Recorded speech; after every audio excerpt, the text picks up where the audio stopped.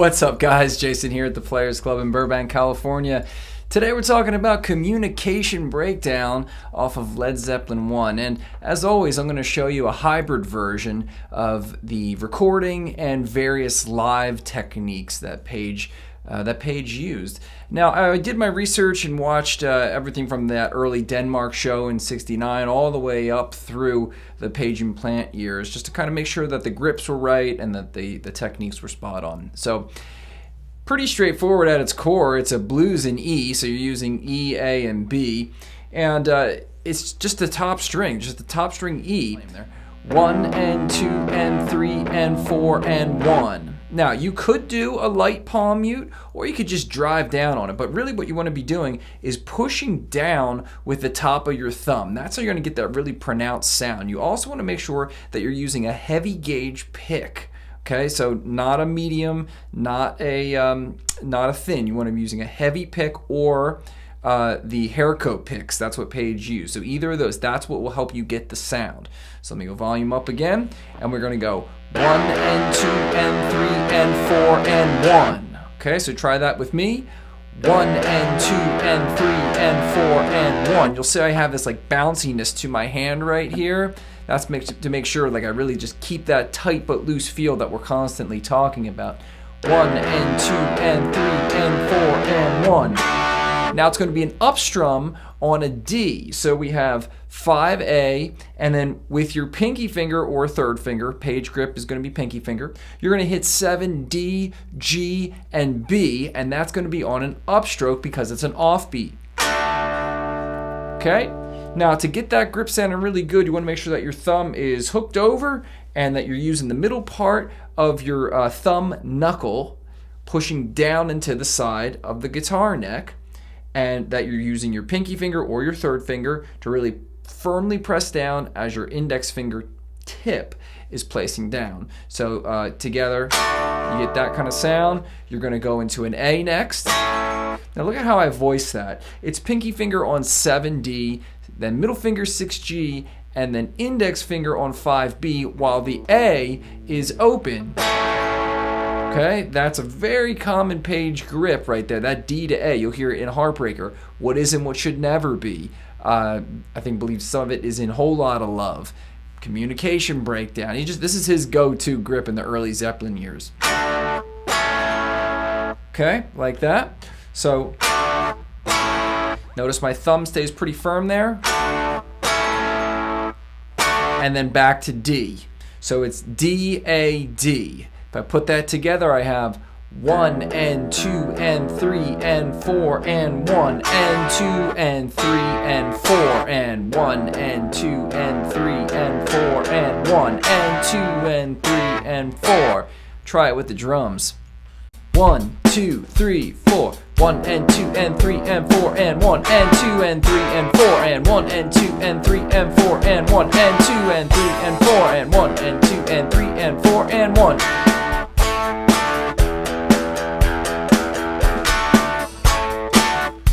Okay, now here's where we get a little live stuff. If you watch any of these videos, he's always playing the E power chord to back up that open E string, and on the, I think it's the re-release, the Zeppelin re-releases, you can hear him. He's really hitting both the E, the octave, and then that B, which is the fifth of the chord. So you get this. It just chunks up the sound a little bit, and live it's only Page playing guitar, and then there's bass as well. So he does this kind of stuff to give it a little extra low end, a little extra body to the sound. So if you really want to be Page live authentic, this is what you would do: E power chord grip with that open E.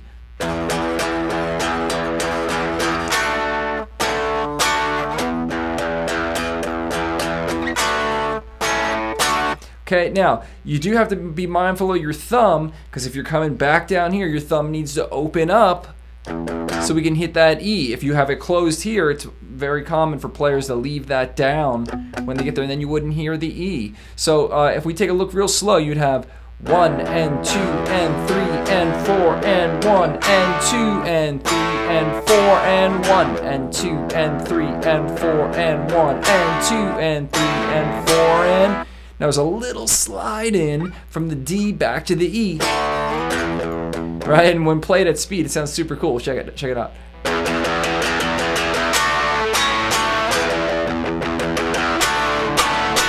Okay. All right. Now the chorus, he really varies how he does this live. Let me show you the studio version first, and then we'll get into the live. So studio version's 2 guitars. The bottom one is an A, so it's a 5th fret E string, 7th fret A string, and then alternating with the 9th fret of the A string, so you get that really traditional blues root 5, root 6 progression. Right, so it's 1 and 2 and 3 and 4 and 1 and 2 and 3 and 4. Now you want to make sure that your thumb's pushing up onto the underside of the guitar neck there, clamping down like this, so you get that extra, you get that extra grip power. Then up to B. Then back to the riff. Okay, now the overdub is an A7 to a B7. So that's a bar chord, 5th fret all the way across.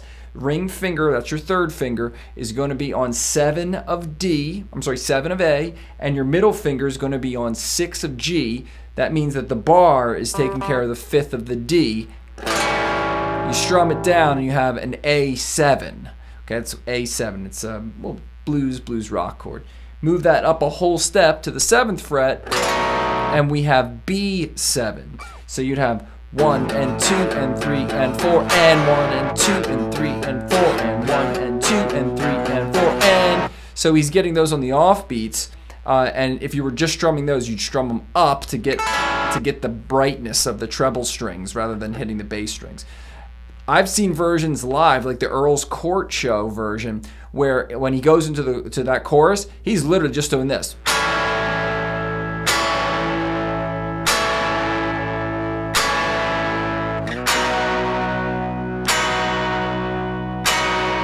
Fine, right? Let John Paul Jones do all the work. So if you want to do combination, you could go like this.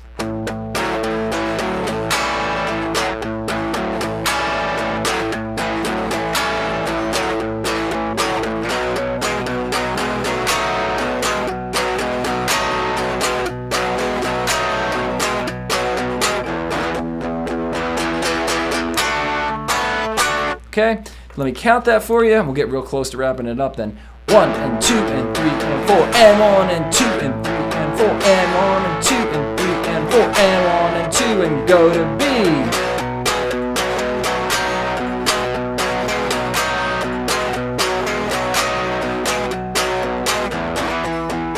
Right, and then you could slide into that E power chord coming back out of that chorus. It would sound really cool and full. All right, so now a couple other tricks. The second verse on the studio album has a second guitar that's going like this.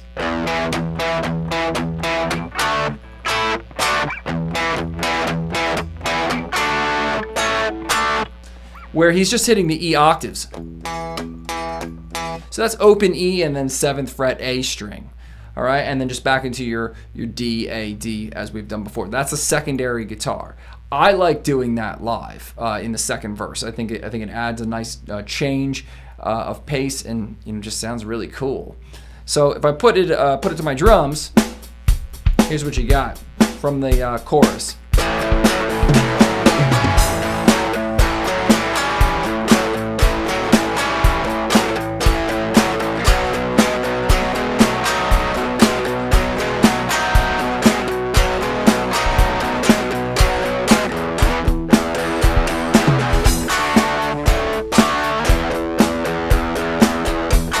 Change.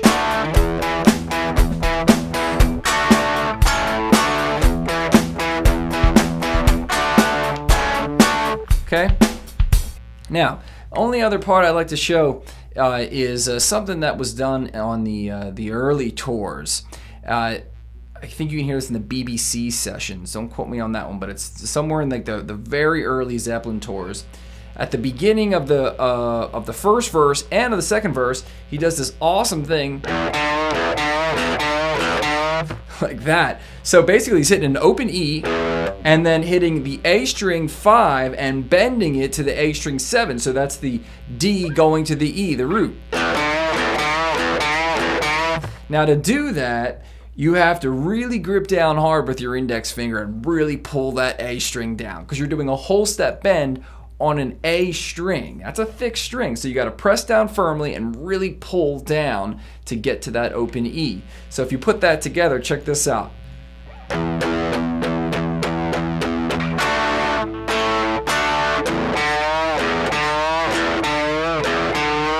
So when I go to that A string bend, my thumb comes down and mutes the E string, so you can really hear the wild sound of that. And I'm also up picking it, right? Super cool, just out of the box thinking. And that's what makes Page so awesome, is that live, he never played it the same twice. There was always these little sparkles, little elements here and there that he would change. And really all he's doing is he's still hitting E. He just, instead of doing all down strum eighth notes on an E, he's finding more creative ways to get to that E. Kind of like Jimi Hendrix, right? Just doing these things to make the guitar sound more wild and just unexpected.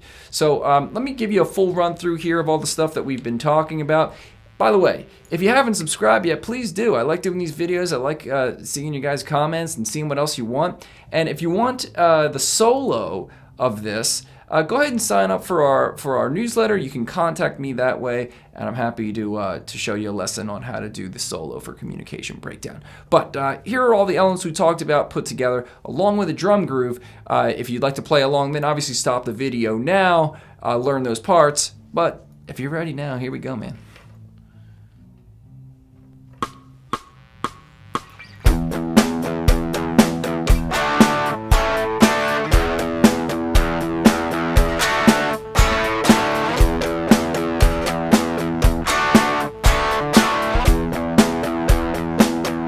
Chorus.